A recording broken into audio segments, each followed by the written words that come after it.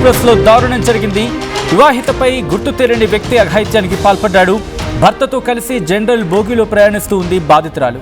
ఆమెను మాటల్లో దించి ఏసీ బోగిలోకి తీసుకువెళ్లాడు నిందితుడు. ఎవరూ లేని టైంలో ఆమెపై అఘాయిత్యానికి పాల్పడ్డాడు నిందితుడు. రైలు దిగిన వెంటనే భర్తకు విషయం చెప్పింది భార్య.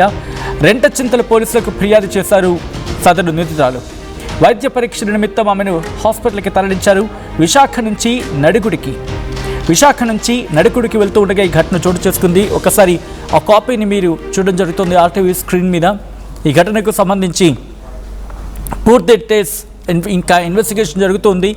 28/4/2026 ఈ నేరంకు సంబంధించి తీవ్రమైన నేరంగా మాట్లాడుతున్న సందర్భం. స్థానం విజయవాడ రైల్వే జంక్షన్కు చేరువలో ఉన్న విశాఖ ట్రైన్లోని ఏసీ క్యాబిన్లో.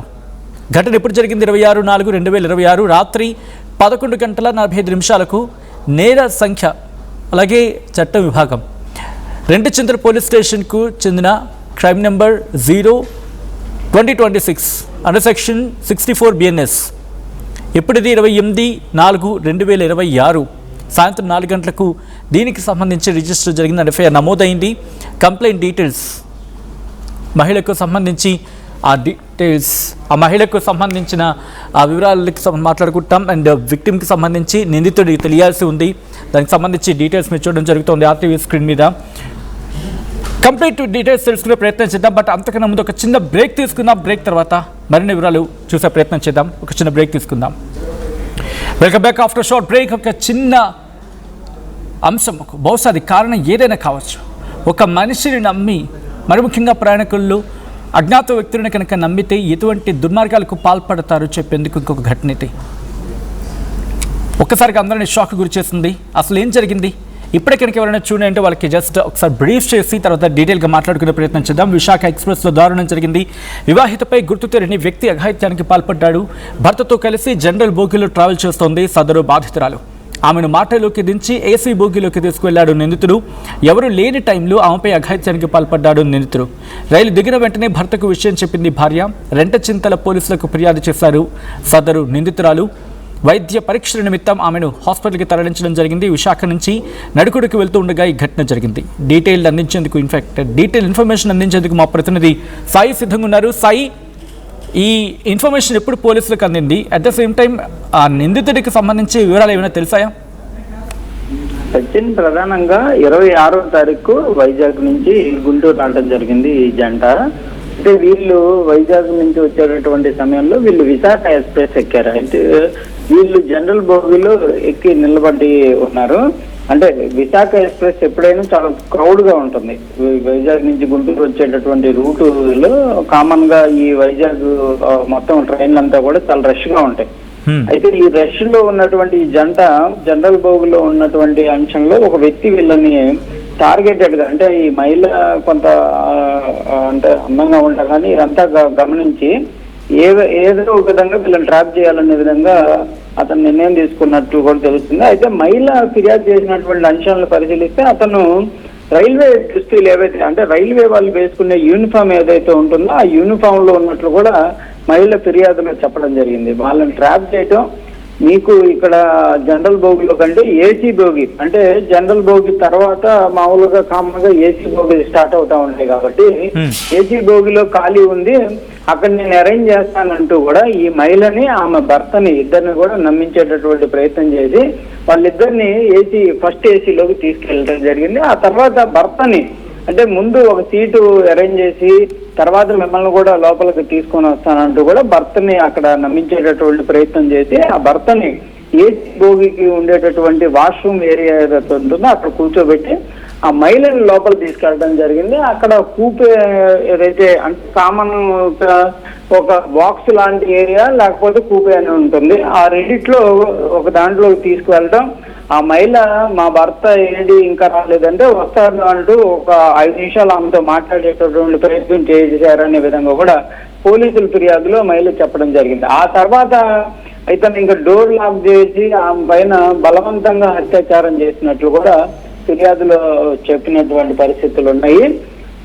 ఇదంతా కూడా విజయవాడ నుంచి గుంటూరు సరౌండింగ్స్ లో జరిగినట్లు కూడా చెప్పడం జరిగింది. అయితే వీళ్ళు ఆ మహిళ అక్కడి నుంచి కొంత ప్రయాణం విశాఖపట్నం గుంటూరు దాటిన తర్వాత వచ్చేటటువంటి నడికూడి జంక్షన్ వరకు కొంత గందరగోళానికి గురైనటువంటి పరిస్థితులు కూడా ఫిర్యాదులో చెప్పడం జరిగింది. తర్వాత నడికూడి అంటే వీళ్ళు దిగాల్సినటువంటి రెండచింతలకి నడికూడి జంక్షన్ ఉంటుంది, అక్కడ దిగాలి.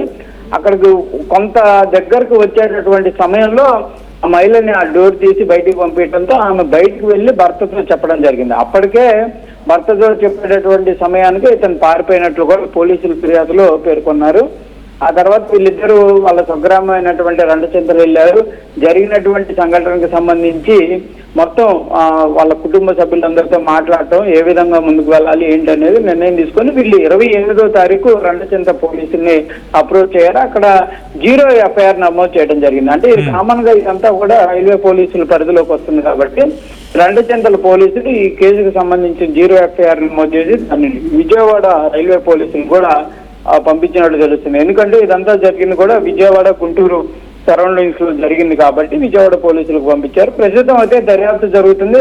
అసలు ఆ వ్యక్తి టీసీలు వేసుకునేటటువంటి దుస్తులు ఏవైతే ఉంటాయో ఆ రైల్వేలకు సంబంధించినటువంటి దుస్తుల్లో ఉన్నటువంటి నేపథ్యంలో సీసీటీవీ ఫుటేజ్ పరిశీలిస్తున్నారు. ఆ వ్యక్తి ఎక్కడ దిగడం జరిగింది అనే కోణంలో ప్రస్తుతం మహిళ చెప్పినట్లు నడుకూడి జంక్షన్ కి కొంత ముందు వచ్చేటటువంటి స్టేషన్లలో దిగుతున్నట్లు చెప్తున్నారు. కాబట్టి అక్కడ కూడా పోలీసులు సీసీటీవీ ఫుటేజ్ ని పరిశీలిస్తున్నటువంటి పరిస్థితులు ఉన్నాయి. అయితే ముందుగా వీళ్ళకి ఏమైనా పరిచయం ఉన్నటువంటి వ్యక్తి లేకపోతే ఏంటి అనే కోణంలో కూడా ప్రస్తుతం దర్యాప్తు జరుగుతుంది. ఎందుకంటే వీళ్ళని టార్గెటెడ్ గా గుర్తించడం, వీళ్ళని ఏమర్చే విధంగా ఏసీలోకి తీసుకెళ్లారంటే అతను ముందుగానే వీళ్ళని గమనించినటువంటి పరిస్థితులు ఉన్నాయా అనేది, అంటే వైజాగ్ నుంచి విజయవాడ వరకు ఏమైనా గమనించినటువంటి పరిస్థితులు ఉన్నాయా, అసలు ఎట్లా జరిగింది, అక్కడ ఎవరెవరు ఎక్కారనే కోణంలో అయితే 26వ తారీఖు విశాఖ ఎక్స్ప్రెస్ కు సంబంధించి ఆ స్టేషన్ లో ఉన్నటువంటి ప్రస్తుతం సీసీటీవీ ఫుటేజ్ కూడా పరిశీలిస్తున్నట్టు అయితే రైల్వే పోలీసులు అయితే చెప్తున్నట్టు. అంటే ఏమైనా క్లూస్ దొరికాయా